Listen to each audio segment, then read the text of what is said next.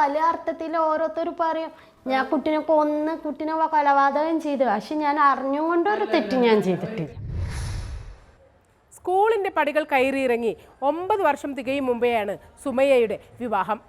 21ാമത്തെ വയസ്സിൽ 3ാമത്തെ ഗർഭവും പേറി കൊലപാതക കുറ്റത്തിന് ജയിലിലുമായി. സ്വയം ആഗ്രഹമില്ലാതെ മറ്റുള്ളവരുടെ താല്പര്യത്തിനും തലമുറകൾക്കും വേണ്ടി ഗർഭം ധരിക്കുന്നവർക്ക് പെരിനാറ്റൽ സൈക്കോസിസ് വരുമെന്നാണ് ആധുനിക വൈദ്യശാസ്ത്രം പറയുന്നത്. 2015 ജൂൺ 9 രാത്രി 10 മണിയോടെ മലപ്പുറം പൊന്നാനി MES കോളേജിന് പിൻവശം താമസിക്കുന്ന കല്ലൂക്കാരൻ്റെ വീട്ടിൽ സക്രിയായുടെ 1.5 വയസ്സുള്ള മകൾ ഷിഫാന ഷെറിനെ വീട്ടിലെ കിണറ്റിൽ നിന്നും മരിച്ച നിലയിൽ കണ്ടെത്തി.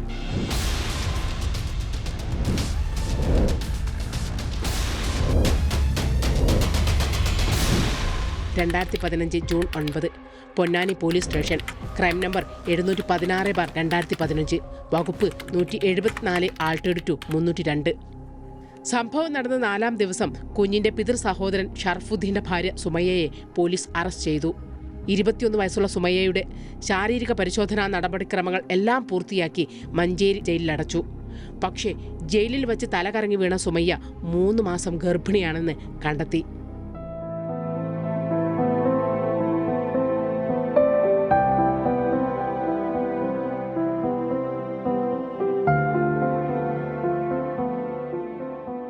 നീണ്ട 9 വർഷങ്ങൾ കടന്നുപോയിരിക്കുന്നു. ഇപ്പോഴും വിചാരണ തുടങ്ങിയിട്ടില്ലാത്ത കേസിലെ പ്രതിയായ സുമയ്യ ഇപ്പോൾ എവിടെയാണ്, എന്തു ചെയ്യുകയാണ്, എങ്ങനെയാകും ജീവിക്കുന്നത് എന്നീ കാര്യങ്ങൾ അറിയാൻ ഞങ്ങൾ പൊന്നാനി തീരദേശത്തെ വീട്ടിലെത്തി. അന്ന് ഗർഭത്തിലിരുന്ന കുട്ടി ഇപ്പോൾ 3ാം ക്ലാസ്സിലെത്തിയിരിക്കുന്നു. സുമയ്യയും 3 കുട്ടികളും മത്സ്യത്തൊഴിലാളികളായ സഹോദരന്മാരുടെ കാരുണ്യത്തിലാണ് കഴിയുന്നത്. ഞാനും എൻ്റെ ഏട്ടനാണ് ഈ 3 കുട്ടികളെ ഇപ്പോൾ നോക്കുന്നത്. 9ാം ക്ലാസ്സിൽ പഠിക്കുമ്പോൾ വിവാഹിതയായ സുമയ്യയുടെ ആദ്യ കുട്ടിക്ക് 3 വയസ്സും 2ാമത്തെ കുട്ടിക്ക് 7 മാസവും മാത്രം പ്രായമുള്ളപ്പോഴാണ് 3ാമതും ഗർഭിണിയായത്. അതും 21ാമത്തെ വയസ്സിൽ. ആകസ്മിക ഗർഭം ധരിക്കാൻ സുമയ്യ മാനസികമായോ ശാരീരികമായോ തയ്യാറായിരുന്നില്ല. അതിനാൽ അബോർഷന് വേണ്ടിയുള്ള അശാസ്ത്രീയ പരീക്ഷണങ്ങൾക്കൊപ്പം ഭർതൃകുടുംബവും കൂട്ടുനിന്നു. അപ്പോൾ പിന്നെ മുത്തച്ഛിയാണ് എന്നോട് പറഞ്ഞത് ഈ പനിൻ്റെ ഡോസ് കഴിക്കുക, പൈനാപ്പിൾ ജ്യൂസ്, സുർക്ക, പപ്പ, ഇതൊന്നും എനിക്കറിയില്ലായിരുന്നു. ഇതൊക്കെ കഴിച്ചാൽ പോവില്ല എന്നൊന്നും എനിക്കറിയില്ലായിരുന്നു. പക്ഷെ ഇതെല്ലാം എന്നെ കൊണ്ട് കഴിപ്പിച്ച് ഉലുവ തിളപ്പിച്ചിട്ട് ഉലുവ വെള്ളം കഴിക്കാൻ പറഞ്ഞു. അതൊക്കെ എനിക്ക് തന്നു. പക്ഷെ എന്നിട്ടും ഇത് പോയില്ല. ഗർഭകാലത്തുണ്ടാകുന്ന മാനസിക ശാരീരിക സംഘർഷങ്ങൾ ഡിപ്രഷനും തുടർന്ന് പ്രീപാർട്ടം സൈക്കോസിസിനും കാരണമാകും. ഭർത്തൃ സഹോദരന്റെ കുഞ്ഞു കൊല്ലപ്പെടുമ്പോൾ തന്റെ മാനസിക വ്യാപാരങ്ങൾ എന്തായിരുന്നുവെന്ന് സുമയ്യ ന്യൂസ് മലയാളത്തിലൂടെ തുറന്നു പറയുന്നു. വെള്ളം എടുക്കാൻ പോയി. വെള്ളം എടുക്കാൻ ബക്കറ്റിൽ നിന്ന് ഇങ്ങനെ തുറന്നിട്ട് വെള്ളം എടുത്ത് വരുമ്പോൾ ഒരു തരം നമ്മൾ കേൾക്കാൻ പാടില്ലാത്തൊരു സൗണ്ട്. അപ്പം എനിക്കൊരു ഭയം തോന്നി ആ സൗണ്ട് കേട്ടപ്പോൾ. അതിനെ കുറേ കഴിഞ്ഞപ്പോൾ ഞാൻ അങ്ങനെ ആലോചിച്ചിരുന്നിട്ട് പിന്നെ കുറേ കഴിഞ്ഞപ്പോൾ എനിക്കൊരാൾ എൻ്റെ ശരീരത്തിൽ കയറി വന്നിട്ട് ഒരു ധൈര്യം തരണ പോലെ, ഇജെന്താണോ സൗണ്ട് കേട്ടത്, ആ സൗണ്ട് ഇജ് ചെന്ന് നോക്കണമെന്നുള്ളൊരു ധൈര്യം തന്നു. അപ്പം എനിക്കൊരു 5 മിനിറ്റ് പോലും സമയമായിട്ടില്ല ഇത് സംഭവിച്ചിട്ട്. അപ്പം എനിക്കിത് കണ്ടാൽ തന്നെ പറ്റുള്ളൂ എന്തായിരിക്കും പുറത്ത് സംഭവിച്ചത് എന്താണെന്ന് എനിക്കറിയണം. ഞാൻ ഒരു ധൈര്യത്തിൽ എനിക്ക് ഇറങ്ങാൻ പേടിയുള്ള ആൾ ആ സമയത്ത് ഞാൻ ഇറങ്ങി. പ്രത്യേകിച്ച് ലൈറ്റും കൂടെ ഇല്ലാത്ത ടൈമിൽ അങ്ങോട്ട് ഇറങ്ങി ഇങ്ങനെ കല്ലുമെന്ന് ഈ സ്റ്റെപ്പുമെന്ന് കല്ലുമേക്ക് ഇങ്ങനെ കാലി വെക്കുമ്പോഴേക്കും എൻ്റെ കണ്ണൊക്കെ ഇരുട്ടടിച്ച ശരീരം. നമ്മളൊരു മനുഷ്യൻകുട്ടീനെ നുള്ളയാണെങ്കിലും പിച്ചാണെങ്കിലും നമ്മളെ ഇറച്ചി മാംസം തൊടാണെങ്കിലും ഒരു പഞ്ഞ് പോലെ ഉണ്ടാവും. അത് ഞാൻ ചെന്ന് ഇങ്ങനെ ഇരുട്ടത്ത് തപ്പി ആയപ്പോൾ പിന്നെ എനിക്ക് പിടുത്തം കിട്ടണം. ഈ കുട്ടീനായിരിക്കും. അത് പിടിച്ച് നോക്കുമ്പോൾ എൻ്റെ കയ്യും മരം പോലെ ഇരിക്കുന്നുണ്ട്, ഈ കുട്ടിയും സംഭവം അങ്ങനെ ഉണ്ട്. അപ്പം ഞാൻ ഇങ്ങനെയാണ്, ഞാൻ തൊട്ട സാധനത്തിന് ഞാൻ ഇങ്ങനെ വാരി എടുത്തും കയറ്റേണ്ടത്. നേരെ തിരിഞ്ഞ് നടന്നത്. എനിക്ക് കോഹയാണോ കടലാണോ പുഴ ആണോ കിണറാണോ എന്ന് എനിക്കത് അറിയില്ല. ഫുള്ള് ഇരുട്ടാണ്. ഞാൻ ചെന്നുങ്ങായിട്ട് കൊണ്ടുപോയിട്ടത് എവിടെ ഇട്ടതാണെന്ന് എനിക്ക് സംഭവം ഇതുവരെ പൊടുത്തം കിട്ടിയില്ല. കൊണ്ടുപോയിട്ട് തിരിച്ച് ഞാൻ അതേ സ്പീഡിൽ വന്നിട്ട് ഈ കട്ടളപ്പണിമേലിരുന്നു. അപ്പോൾ എൻ്റെ ജ്യേഷ്ഠൻ്റെ ഭാര്യ വന്നങ്ങായിട്ട് എൻ്റെ പുറത്തൊരടി തന്നു. ആ ഈ അടി തന്ന പാടി ഞാൻ ഇങ്ങനെ ഉണ്ടായി. അപ്പം ഞാൻ ചോദിച്ചു എന്താ ഭാബി എന്ന് ചോദിച്ചു. മോളെ ചിപ്പാനെ കാങ്ങണില്ല, ചിപ്പ എവിടെയാന്ന് ചോദിച്ചു. അപ്പോൾ പിന്നെ കുറേ കഴിഞ്ഞ് കാങ്ങണത് കുട്ടീനെ കിണറ്റിൽ നിന്ന് പൊക്കിയെടുക്കുന്നതാണ്. ഞാൻ ഇട്ടതാണോ അവരിട്ടതാണോ ആരിട്ടാന്ന് എനിക്കറിയില്ല. സത്യം ഇത്ര എനിക്കറിയുള്ളൂ ഈ സംഭവം. തുടർച്ചയായ മനുഷ്യാവകാശ ലംഘനങ്ങളാണ് പോലീസിന്റെ ഭാഗത്തു നിന്നും ഉണ്ടാകുന്നത് എന്ന കാര്യത്തിൽ ഒരു സംശയവുമില്ല. പ്രീപാർട്ടം സൈക്കോസിന്റെ ഭാഗമെന്ന് അനുമാനിച്ച് നിഗമനത്തിലെത്തേണ്ട ഒരു കേസിൽ പൊന്നാനി പോലീസിന്റെ ഭാഗത്തു നിന്നും ഒരു ചോദ്യം പ്രതിയോട് ചോദിക്കുന്നുണ്ട്. പോലീസിന്റെ കണ്ടെത്തൽ ശരിയായിരുന്നു. ഇക്കാര്യങ്ങളെല്ലാം പോലീസിനോട് സുമയ്യ പറഞ്ഞിരുന്നു. 9 വർഷങ്ങൾക്ക് ഇപ്പുറം സുമയ്യ വെളിപ്പെടുത്തുന്നു. അന്ന് ഇവിടെ പോലീസ് ഉണ്ടായിരുന്ന SI സാറ് വരെയും കരഞ്ഞു. എൻ്റെ സംഭവ കാര്യങ്ങൾ ഞാൻ വ്യക്തമാക്കി പറഞ്ഞപ്പോൾ മോളെ ഇജ്ജി ഒന്നും ഉണരാൻ പറ്റിയില്ല, എനിക്ക് എൻ്റെ കയ്യിൽ നിന്നൊന്ന് വീണ് എന്ന് പറഞ്ഞാൽ എനിക്കൊന്ന് ആർക്കായിരുന്നില്ല, കരയായിരുന്നില്ല ഒച്ചത്തിൽ. അപ്പം ഇജ്ജ് അങ്ങനെ ഇജ്ജ് ഇട്ടെന്ന് തന്നെ സമ്മതിക്കുക. ആ ടൈമിൽ ഇജ്ജൊന്ന് കരയണ്ടേ, കരഞ്ഞാൽ എല്ലാവരും കൂടെ ആണ്ട് ഉണർന്ന് വരൂല മോളെ, ഇജ്ജ് എന്തിനാ സംഭവം ചെയ്ത്. ഞാൻ പറഞ്ഞു ഞാൻ അറിഞ്ഞും കൊണ്ട് ചെയ്തതാണ്. പേരാ ഡിപ്രഷൻ, സൈക്കോസിസ്, ഇതൊക്കെ പലപ്പോഴും പ്രഗ്നൻസിയിലും ഉടനീളം കാണാറുണ്ട്. ചില അമ്മമാർക്ക് പ്രഗ്നൻ്റ് ആവുമ്പോൾ തന്നെ മൂഡ് വ്യതിയാനങ്ങൾ, ഇമോഷണൽ അബിലിറ്റി എന്ന് പറയും, പെട്ടെന്ന് ദേഷ്യം വരിക, പെട്ടെന്ന് കരച്ചിൽ വരിക. അപ്പോൾ ഇങ്ങനെയുള്ള കാര്യങ്ങളിലും നമുക്ക് ക്ലിയറായിട്ട് നമുക്ക് ട്രീറ്റ്മെൻറ്റ്, നമുക്ക് ക്ലിയറായിട്ട് ഒരു മെഡിക്കേഷൻസ് അല്ലെങ്കിൽ നമുക്കൊരു സൈക്കോ തെറാപ്പി എന്ന് പറയും. അതായത് കൃത്യമായ ഇടവേളകളിലുള്ള കൗൺസിലിംഗ് നമ്മൾ ചെയ്ത് കഴിഞ്ഞാൽ നമുക്ക് ഈ കൃത്യമായിട്ട് ഇമ്പ്രൂവ്മെൻറ്റ് വരാനായിട്ട് സാധിക്കുന്നതാണ്. അവിടെ ഡെലൂഷൻസ് ആൻഡ് ഹാലുസിനേഷൻസ് പേഷ്യൻസിന് വന്നു തുടങ്ങും. ഡെലൂഷൻസ് എന്ന് പറഞ്ഞു കഴിഞ്ഞാൽ തെറ്റായ ചിന്തകൾ, അപ്പോൾ കുട്ടിക്കെതിരെയായിട്ടുള്ളൊരു ചിന്തകൾ അവർക്ക് വരിക. ഹാലുസിനേഷൻ എന്ന് പറയുന്നത് ഇപ്പം ഞാനിവിടെ ഇരിക്കുന്നുണ്ട്, ഞാൻ സംസാരിക്കുന്നത് നിങ്ങൾക്ക് കേൾക്കുന്നുണ്ട്. ഇപ്പം ഒരാൾ വന്നിട്ട് പറയാണ് ഞാനിവിടെ ഇല്ല എന്ന് പറഞ്ഞു കഴിഞ്ഞാൽ നിങ്ങൾ വിശ്വസിക്കില്ലല്ലോ. അപ്പോൾ ഇതേപോലെയാണ് ഈ ഹാലുസിനേഷൻ. അതായത് അവർക്ക് കൃത്യമായിട്ട് ഒരു ശബ്ദം കേൾക്കുന്നുണ്ട്, അവരോട് കമാൻഡ് ചെയ്യുന്നുണ്ട് അത് ചെയ്യാനായിട്ട്. അവർക്ക് അത് അറിയുന്നില്ല അത് റിയൽ ആണോ അൺറിയൽ ആണോ എന്നുള്ളത്. അപ്പോൾ അതിന് ആ ശബ്ദം വരുമ്പോൾ അത് അവർ ആക്ടിങ് ഔട്ട് എന്നാണ് പറയുക. അതായത് അവർ ആ ശബ്ദത്തിന് ലൈക്ക് എന്താണോ പറയുന്നത് ശബ്ദം, അതിന് അവർ ആക്ട് ചെയ്യുന്നു. സംഭവം നടന്ന കാലയളവിൽ പൊന്നാനി പോലീസ് സ്റ്റേഷനിലെ SI Ravi Santhosh, probation SI Anand Palu എന്നിവരുൾപ്പെടെയാണ് സുമയ്യയെ അന്ന് ചോദ്യം ചെയ്തത്. ഇവരിൽ ആരായിരുന്നു ആ കുപ്രസിദ്ധ ചോദ്യം ചോദിച്ചത് എന്ന് തിരിച്ചറിയാൻ സുമയ്യക്ക് കഴിയില്ല. ഗർഭത്തിൽ തന്നെ സുമയ്യയെ വിവാഹമോചനം ചെയ്ത ഭർത്താവ് ഷർഫുദ്ദീനെ ഞങ്ങൾ കണ്ടുമുട്ടി. പുനർവിവാഹിതനായിരിക്കുന്നു, 2 മക്കളുമായി. സുമയ്യയാകട്ടെ അന്നും ഇന്നും നിത്യവൃത്തിക്കോ വകയില്ലാതെ വിദ്യാഭ്യാസമോ ജോലിയോ ഇല്ലാതെ ഇരുട്ടകങ്ങളിൽ കഴിഞ്ഞുകൂടുന്നു. എന്തിനായിരുന്നു ഇത്തരമൊരു അവസ്ഥയിലേക്ക് സുമയ്യയെ തള്ളിവിട്ടത്? ഡിവോഴ്സ് ചെയ്ത് നമ്മൾ പക്ഷേ 2 പ്രാവശ്യം കോടതിക്ക് കൊടുത്തിട്ടേ നമ്മൾ തിരിച്ചയച്ചതാണ്. അങ്ങനെ ഞാൻ പിന്നെ വക്കീലിനെ കാണിച്ചിട്ട് പറഞ്ഞു കുഴപ്പമൊന്നുമില്ല, കല്യാണം കഴിച്ചോന്ന് പറഞ്ഞു.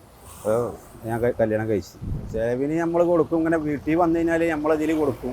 അല്ലായിട്ട് കോടതി പറഞ്ഞ ചിലവിനൊന്നും നമ്മൾ കൊടുത്തിട്ടില്ല, അത് പറഞ്ഞിട്ടുമില്ല. സുമയ്യയ്ക്ക് ഒരു അസുഖവുമില്ല, അഹങ്കാരം മാത്രമാണെന്ന് ഇപ്പോഴും ഭർത്തൃബന്ധുക്കൾ ആണയിടുന്നു. ഒരസുഖമില്ല, അസുഖം ഉണ്ടെങ്കിൽ അങ്ങനെ കല്യാണം കഴിക്കില്ലല്ലോ മേഡം. അത് അറിയുന്ന ടീം പരിചയപ്പെട്ടു, അങ്ങനെ സംഭവമൊന്നുമില്ല. അവൾക്ക് ഈഗോ കുറച്ച് കൂടുതലാണ്. മനസ്സിലായി, ഒരാളോടൊരു പക ദേഷ്യം ഉണ്ടെങ്കിൽ അത് എങ്ങനെയെങ്കിലും അവള് ഏതെങ്കിലും രൂപത്തിൽ കൂടെ വീട്ടു. വീട്ടിയിട്ടുണ്ട്. അതിപ്പോ ഇന്നെ കിട്ടിയ ചെറിയ കുട്ടികളോട് വരെ അവള് ദേഷ്യം തീർക്കും. തൊട്ടി കിടക്കുന്ന കുട്ടികളോട് വരെ അവള് ദേഷ്യം തീർക്കുന്ന ആളാണ്. കുട്ടികൾ ഉറങ്ങുകയാണെങ്കിൽ കുട്ടിനെ പോയിട്ട് ഇങ്ങനെ പിച്ചിട്ട് കുട്ടീനെ ഉസാർത്താക്കും. കൊലപാതകത്തിന്റെ പേരിൽ കുട്ടികളുടെ ദൈനംദിന ചെലവിനുള്ള തുക പോലും ഷർഫുദ്ദീൻ നൽകാറില്ലെന്ന് ബന്ധുക്കൾ പറയുന്നു. 5 പൈസ പൈത മക്കൾക്ക് വരില്ല. ഞങ്ങളെ ജീവിതം റബ്ബ് കണ്ട ജീവിതമാണ് കഴിയണു. ഞങ്ങൾ കുട്ടികൾ എത്ര തന്നാലും നമുക്ക് പെരയിൽ ചിലവാക്കാൻ തേയില്ലല്ലോ. അവർക്ക് വലിയ മക്കൾ. എൻ്റെ കുട്ടികൾ കുറേ കഷ്ടപ്പെട്ടിട്ടൊന്നും ജീവിക്കണം. 5 കായ് കൊടുക്കൂല 3 മക്കൾക്ക്. ഒരു കുട്ടീൻ്റെ പേര് വരെ എടുത്തിട്ടില്ല, കുട്ടീൻ്റെ പ്രസവത്തില്ല. സുമയ്യയുടെയും 3 കുട്ടികളുടെയും ദൈനംദിന ചെലവുകൾക്കൊപ്പം കേസ് നടത്തിപ്പിനുള്ള ഭാരിച്ച ചെലവ് കൂടി മത്സ്യത്തൊഴിലാളികളായ ഈ സഹോദരങ്ങൾക്ക് താങ്ങാവുന്നതിലപ്പുറമാണ്. കേസ് ഇങ്ങനെ അനന്തമായി നീളുന്നതിന്റെ ആത്മസംഘർഷങ്ങളിൽ വെന്തു നീറുന്ന സുമയ്യ തന്നെ അതിനൊരു ശാശ്വത പരിഹാരം പറഞ്ഞു. വീട്ടിലായാലും പുറത്തായാലും ഇങ്ങനെ കൊലപാതകി അങ്ങനെ ഇങ്ങനെ മറ്റേതെന്ന് പറയുമ്പോൾ ഞാൻ പല പ്രാവശ്യം ചിന്തിക്കും, പഠിച്ചവൻ എന്നെന്തിനേക്കും അങ്ങനെ വിളിക്കണത്? ഞാൻ അറിഞ്ഞും കൊണ്ട് ചെയ്തിട്ടില്ല. പിന്നെ ഞാൻ ചെയ്തത് ഇങ്ങനെയാണ്, ഇങ്ങനത്തെ ഒരു സിറ്റുവേഷനിലാണ്. പക്ഷേ ഞാൻ ഇനി എന്താ ചെയ്യേണ്ടത്? ഇത് കേൾക്കുന്നിടത്തോളം ഞാൻ കേട്ട് മതിയായി. എൻ്റെ കുട്ടികളും മുന്നിലുണ്ട്. ഇപ്പോഴും ഞാൻ ആത്മാർത്ഥമായിട്ട് ചിന്തിക്കും. പല പ്രാവശ്യം വീട്ടിൽ ആളില്ലാതാകുമ്പോൾ ഞാൻ ചിന്തിക്കും, പടച്ചോനെ എനിക്ക് കേൾക്കണ്ട, എന്തെങ്കിലും ചെയ്തിട്ടുണ്ട് ശരീരം നഷ്ടപ്പെടുത്തിയാൽ മതി. അല്ലാതെ തന്നെ ഉറപ്പായിട്ട് ഞാൻ അങ്ങനെ പല പ്രാവശ്യം ഞാൻ ചിന്തിച്ചിട്ടുണ്ട്. പിന്നെ എൻ്റെ മുന്നിൽ 3 കിട്ടും. അപ്പം ഞാൻ 1-2 പ്രാവശ്യം ഞാൻ അത് പറയുകയും ചെയ്തു. എന്നെ അറിയണവരോട് അങ്ങനെ പറഞ്ഞു, ഇങ്ങനെയാണ് സംഭവം. എനിക്ക് ആരെങ്കിലും എന്തെങ്കിലും പറയുമ്പോൾ പടച്ചവൻ എന്തെങ്കിലും ചെയ്തിട്ടോ, അല്ലെങ്കിൽ വേറെ എന്തെങ്കിലും വിഷമായിട്ടോ, വേറെ വല്ല എന്തെങ്കിലും ആയിട്ടോ, എന്തെങ്കിലും ഒന്ന് ചെയ്ത് ഞാൻ ഇല്ലാണ്ടായിപ്പോയാൽ മതി. ഇനി എനിക്കത് കേൾക്കാൻ വയ്യ. അങ്ങനെ 1-2 പ്രാവശ്യം ഞാൻ ചിന്തിച്ചിട്ടുണ്ട്. അതൊന്നും എനിക്കറിയില്ല. എന്തു പറഞ്ഞു ആശ്വസിപ്പിക്കുമെന്നറിയാതെ മനസ്സ് പതറിപ്പോയ നിമിഷം. ഇതിനിടെ മാനസികമായി തകർന്ന സുമയ്യയെ മഞ്ചേരി കോടതിയിൽ പലതവണ ഹാജരാകാത്തതിനെ തുടർന്ന് പോലീസ് അറസ്റ്റ് ചെയ്ത് കോടതി മുമ്പാകെ ഹാജരാക്കിയ ഒരു ദിവസമുണ്ട്. ബാക്കി സുമയ്യ വിവരിക്കും. അപ്പം എന്നോട് പറഞ്ഞത് നമ്മൾ പോയിട്ട് അവിടെ തങ്ങൂല, എന്നെ അവിടെ ഇടാനല്ല ഞങ്ങൾ കൊണ്ടുപോകണത്. പോയിട്ടൊരു വൈകുന്നേരം ഒരു 3 മണി 4 മണിയാകുമ്പോഴേക്ക് കുട്ടികൾ സ്കൂൾ കഴിഞ്ഞ് വരുമ്പോഴേക്ക് തിരിച്ച് വീട്ടിലേൽപ്പിക്കുമെന്ന് പറഞ്ഞിട്ടാണ് കൊണ്ടുപോയത്. അവിടെ പോയേക്കുമ്പോൾ അവിടെ വക്കീലിൻ്റെ കേസ് നടത്തിയിരുന്ന വക്കീലില്ല. അപ്പോൾ 2 മാസം ഈ സാമ്പത്തിക പ്രശ്നമായ കാരണം ഫീസ് കൊടുക്കാൻ 5000 റുപ്യ 6 റുപ്യൊക്കെ കൊടുക്കുന്നുണ്ട്. പക്ഷെ അതില്ലാത്ത കാരണം പണീൻ്റെ ബുദ്ധിമുട്ട് കാരണം പൈസ കൊടുക്കാത്തതിൻ്റെ പേരിൽ മൂപ്പരാൾ നിന്നില്ല. അപ്പോൾ അവിടെ ചെന്നപ്പോൾ ജഡ്ജിൻ്റെ മുന്നിൽ ഹാജരാകാൻ നോക്കിയപ്പോൾ വക്കീലില്ല. അപ്പോൾ പിന്നെ അവിടെ കൊണ്ടുപോയ പോലീസുകാരും പെട്ട്. അപ്പോൾ പോലീസും ഇതെല്ലാവരും കൂടെ അതായി. അപ്പോൾ പറഞ്ഞു ഇനിയിപ്പോൾ ഒന്നും ചെയ്യാൻ പറ്റൂല, എന്തായാലും 14 ദിവസത്തിന് റിമാൻഡ് വേണ്ടി വരുമെന്ന് ജഡ്ജി പറഞ്ഞു. റിമാൻഡ് ചെയ്തപ്പോൾ പിന്നെ പോലീസുകാർക്ക് ഇവിടെ എൻ്റെ കുട്ടികൾ സ്കൂൾ കഴിഞ്ഞിട്ട് വരും, ഉമ്മാനോടാണെങ്കിൽ പറയുകയും ചെയ്ത് ഈ 4 മണിയാകുമ്പോഴേക്ക് കൊണ്ടുവന്ന് വിട്ടുതരുമെന്നുള്ളത്. അപ്പോൾ അവരവിടെ തൽക്കാലം ഒരു വക്കീലിനെ ഏൽപ്പിച്ച്, ഷാബു വക്കീൽ. അയാൾ മൂപ്പരാൾ വന്നതിൻ്റെ ശേഷമാണ്. സുമയ്യ ഇപ്പോഴും ജീവനോടെ ഇരിക്കുന്നത് മക്കൾക്കു വേണ്ടിയല്ല, മറിച്ച് അറിഞ്ഞുകൊണ്ട് താൻ ഒരു തെറ്റും ചെയ്തിട്ടില്ല എന്ന് മരണത്തിന് മുമ്പ് ലോകത്തോട് വിളിച്ചു പറയുന്ന ഒരു കോടതി വിധിക്ക് വേണ്ടിയാണ്. ലോകമത് കേൾക്കണം. ഒപ്പം പ്രിയപ്പെട്ടവർ അത് വിശ്വസിക്കുമെന്ന പ്രത്യാശയും ബാക്കിയുള്ളത് കൊണ്ട് മാത്രം ജീവിക്കുന്നവൾ. സുമയ്യയോട് യാത്ര പറഞ്ഞു പിരിയാൻ അടുത്തേക്ക് ചെന്നു. അപ്പോഴേക്കും ചെറിയ മകൾ അമ്മയെ വട്ടം പിടിച്ച് പേടിച്ച് കരച്ചിലായി. കാരണം സുമയ്യയുടെ ഗർഭത്തിലെ പോലീസ്, കോടതി, ജയിൽ, വേർപിരിയൽ, ദാരിദ്ര്യം തുടങ്ങി എല്ലാ തീക്ഷ്ണമായ ദുരനുഭവങ്ങളിലൂടെയും ഒപ്പം സഞ്ചരിച്ച കുട്ടി ഇപ്പോഴും ആ ട്രോമയെ അതിജീവിച്ചിട്ടില്ല എന്നതിൻ്റെ നേർസാക്ഷ്യം.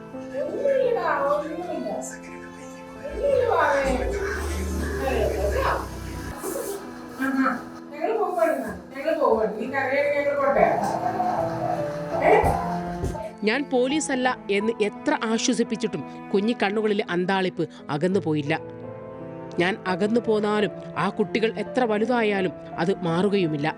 ഇവരെ പോലുള്ള കുട്ടികൾ ഭാവിയിൽ എങ്ങനെയാകും ഇത്തരം ട്രോമകളെയെല്ലാം അതിജീവിക്കുക എന്നത് നീറ്റലായി ചോദ്യമായി അവശേഷിക്കുന്നു.